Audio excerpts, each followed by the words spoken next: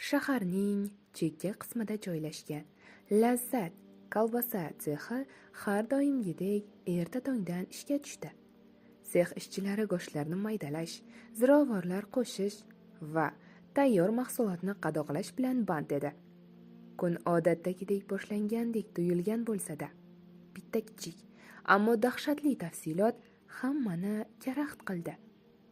Go'sht maydalovchi apparatda g'alati, notanish nimadir bor edi. Ishchilardan biri, Jasur, buni sezib, qo'llarini go'sht uyumiga tiqdi va birdan qichqirib yubordi. Uning barmoqlari nimagadir qattiq va sovuqqina narsaga tegdi. U qo'rqibsa, uni tortib oldi va birdan qaltirab ketdi. Bu inson panjasi edi. Zalda jimlik hukm surdi. Hammaning nigohi shu muzdek panjaga qadaldi. Kimdir "Ya tavba" deb pichirladi. Sex boshlig'i Sharifaga yugurib keldi va dahshatdan rangi oqarib ketdi. Bu qayerdan kelgan? Ishchilar bir-biriga qarashdi. Ular bu go'sht qayerdan kelganini yaxshi bilishardi. Mahalliy ta'minotchidan. Demak, shu payt eshikdan ichkariga politsiya kirib keldi. Ular kechasi yo'qolgan odam shahar chetidagi go'sht yetkazib beruvchi fermerning bedarak yo'qolgani haqida surishtirish olib borayotgan edi. Hozirgina topilgan dahshatli dalillarning gumonini tasdiqlayotgandek edi. Odam go'shti kolbasa tarkibida bo'lishi mumkinmi? Bu savol sex ishchilarining yongiga mixlanib qoldi. Kimdir hushidan ketdi, kimdir esa titrab turardi. Politsiya tekshiruv boshladi. Sexda ishlab turgan barcha go'shtlar birma-bir o'rganildi. Va nihoyat sovutgichli ombor ochilganda ichkarida bir nechta jasad bo'laklari topildi. Bu sexdagi oddiy mehnatkash ishchilarning biri ham bu mudhish haqiqatni bilmagan edi. Lekin kimdir bu ishga aloqador edi. Lekin kim? Kim inson go'shtini kolbasa ichiga aralashtirgan? Politsiya tergovni boshladi. Ishchilar esa bir-bir so'roq qilina boshladi. Ammo barchaning og'zida bitta gap. Biz hech narsani bilmaymiz. Haqiqat qanchalik dahshatli bo'lmasin, u baribir oshkor bo'lishi kerak edi. Lekin savol shunda ediki, bu sexning mahsulotlari allaqachon shahardagi do'konlarga tarqab ketganmikan? Politsiya tergovni davom ettirar. Sex ishchilari esa shokka tushgancha nima bo'layotganini tushunishga harakat qilardi. Sovutgichli ombordan topilgan jasad bo'laklari orasidan bosh suyak ham bor edi. Ammo uning yuzi shunchalik tanib bo'lmas holatga kelgan ediki, kimga tegishli ekanligini aniqlash mushkul edi. Politsiya bo'lim boshlig'i mayor Rahmonov sex boshlig'iga yaqinlashdi. Sharif aka, bu go'shtlar sizga kimdan keladi? Sharif aka hamon o'ziga kela olmas, titragancha javob berdi. Odil aka fermerdan. Kecha ertalab o'zi go'shtni olib kelgan edi. Odil aka fermer? Mayor qoshini chimirdi. Uni kechadan beri hech kim ko'rmagan. Shu payt sex ishchilaridan biri Oybek titrab dedi. Axir demak bu go'sht Odil akaga tegishlimi? Hamma dahshatdan seskanib ketdi. Bu qanday bo'lishi mumkin? Kecha go'sht yetkazib bergan odamning o'zi bugun shu yerda bo'laklarga bo'linib yotibdi. Politsiya tezda sexning kuzatuv kameralarini tekshirishga tushdi. Lekin eng qizig'i, aynan kechasi yozib olingan tasvirlar o'chirilgan. Kimdir bu dahshatli sirni yashirishga harakat qilgani aniq edi. Shu payt tergovchi Doniyorov shiftga o'rnatilgan kameralarni tekshirib, nimanidir payqadi. Mayor, bu yerda bitta kamera yo'q. Uni kimdir olib tashlagan. Bu esa jinoyatchi sex ichida ekanligini anglatardi. Kim Odil akani o'ldirgan? Kim uning jasadini go'shtlar orasiga aralashtirgan? Va eng dahshatlisi, uning go'shti allaqachon kolbasa sifatida do'konlarga tarqab ketganmi? Politsiya sexdagi har bir ishchini tekshirishga tushdi. biroq hech kim bu qotillikni tan olmadi. Shu payt politsiyachilardan biri tashqarida turgan yuk mashinasini tekshira boshladi. Mashinaning yukxonasida yana bir nechta go'sht qoplari bor edi. U qoplardan birining og'zini ochdi va qotib qoldi. Ichkarida inson oyog'i yotardi. Mayor Rahmonov sexdagi barcha odamlarni qattiq nazorat ostiga oldi. Endi bu shunchaki oddiy jinoyat emas, balki dahshatli sir edi. Ammo tergov davom etar ekan, bitta odam bu hamma bo'layotgan voqealarni beparvolik bilan kuzatardi. U shunchaki burchakda turib kulimsirab turardi. Bu sexning eng tajribali go'sht kesuvchisi Rustam usta edi.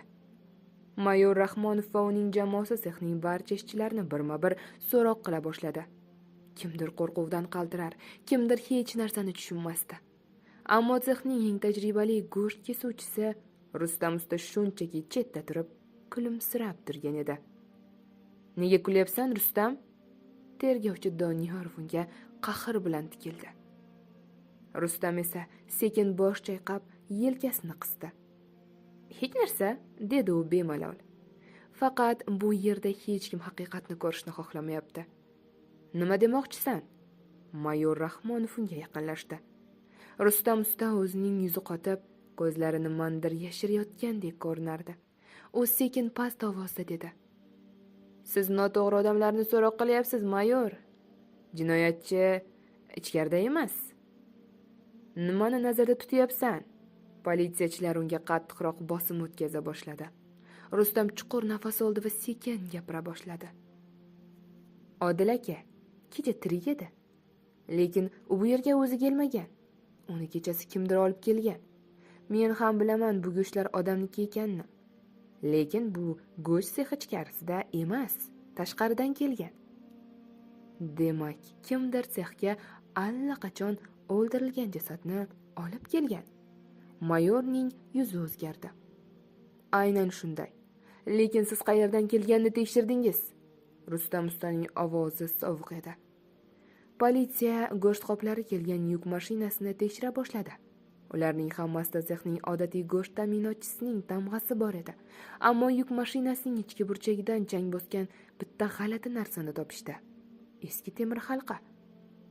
"Bu narsa nima?" so'radi Mayor Rahmonov. Rustam asta jilmaydi. "Bu eski go'sht omboridan. Shahar chetidagi eski go'sht ombori. Yillar avval yopilgan, hech kim ishlatmaydigan, lekin hali ham buzilmagan joy." Politsiya shu zahotiyoq eski go'sht omborini tekshirish uchun jo'nadi. Mayor Rahmonov yetib borganida bino tashlandiq bo'lsa-da, ichkaridan yengil chiroq nuri ko'rinib turardi.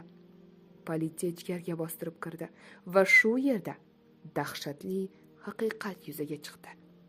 Ombor ichida ulkan temir stol bor edi. Uning ustida odam jasadlari bo'laklarga bo'lingancha yotardi.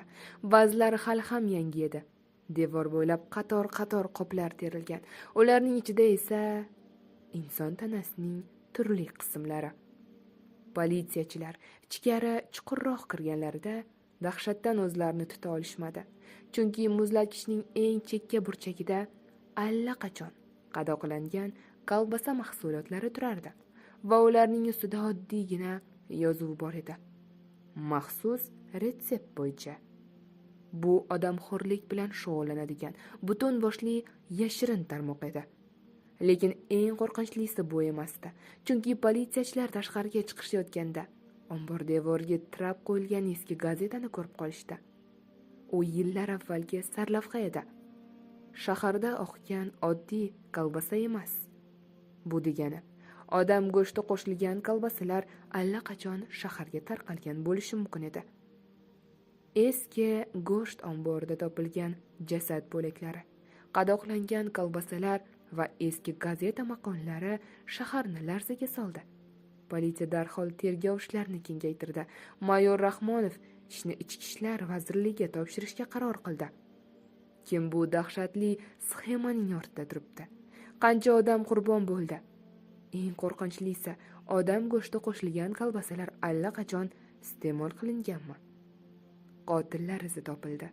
Eski go'sht omborida politsiya bitta muhim dalilni topdi. Bu sexning bosh ta'minotchisi bo'lgan Odil akaga tegishli yuk mashinasining hujjatlari edi. Ammo hujjatlardagi muhr va imzolar soxtalashtirilgan edi. Bu shuni anglatardiki, Odil aka odamxo'rlar guruhi a'zosi emas, balki ularning navbatdagi qurboni bo'lgan. Omborni yanada chuqurroq tekshirgan politsiya bitta sirli daftar topdi.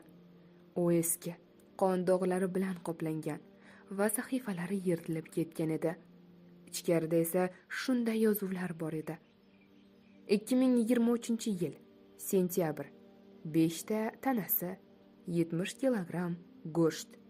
2023-yil noyabr 3 ta tanasi 40 kilogramm go'sht. 2024-yil fevral 7 ta tanasi 100 kilogramm go'sht. Bu yozuvlar qanchadan qancha begunoh odamlarning go'sht sifatida sexga yetkazib berilgan isbotlarda. Lekin bu faqat boshlanish edi. Asosiy aybdor kim? Politsiya tergovni chuqurlashtirar ekan, sexdagi kuzatuv kameralaridan ba'zi yozuvlarni tiklashga muvaffaq bo'ldi. Yozuvlarni tahlil qilgan mutaxassislar kecha-kechasi sexga kelgan sirli shaxsni ko'rishdi. Bu kishi kim edi? Barchani hayratga solgani shuki, video yozuvda odamlarni shafqatsizlarcha bo'laklayotgan Rustam usta aks etgan edi. Ammo Rustam usta yolg'iz emas edi. Uning yonida yana 2 kishi bor edi. Biri qorachidan kelgan semiz erkak, ikkinchisi esa Sharif aka, sex boshlig'i. Demak, bu butun boshli jinoyat guruhi ekan. Sharif aka odamxo'rlik sxemasining boshida turar. Rustam usta jasadlarni go'shtga aylantirar. Boshqa sherik esa mahsulotni qadoqlab sex orqali tarqatardi. Haqiqat fosh bo'ldi. Politsiya tezkor operatsiya o'tkazdi va jinoyatchilarni hibsga oldi. Rustam usta qo'liga olinganda sovuq jilmayib dedi: "Baribir siz har doim buni yeb kelgansiz." Sharif aka esa vahimaga tushib qochmoqchi bo'ldi, lekin qo'lga tushdi. Politsiya kolbasa sexini yopdi. Do'konlardan Nuralning mahsulotlari yig'ib olindi va shahar ahli bu dahshatli voqeadan hayratga tushdi. Odamxo'rlar jazolandi. Sud davomida Rustam usta va Sharif aka o'z jinoyatlarini tan oldi. Ular yillar davomida boshpanasiz odamlar, yo'qolgan mehnat migrantlari va hatto ba'zi qarzdorlarni o'ldirib, go'shtlarini sexga yetkazib berishgan.